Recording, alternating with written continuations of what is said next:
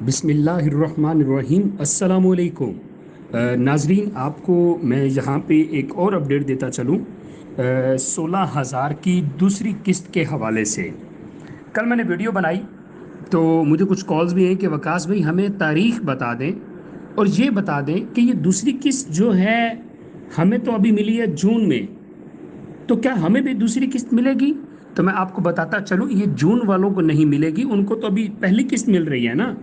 ये वो लोग हैं जिनको फरवरी मार्च अप्रैल के अंदर जिनको मिल गई थी, उनको ये दूसरी किस्त मिलने जा रही है अगस्त के अंदर। और ये बताता चलूं कि पहले वीक में आपको दूसरी किस्त मिल जाएगी।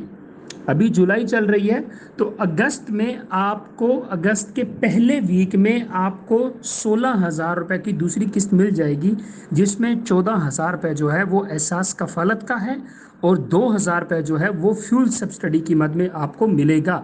और उसकी भी दूसरी किस्त जो है वो आपको साथ ही मिल जाएगी, दोनों मिलेंगी, जो कि अगस्त के पहले वीक में होंगी।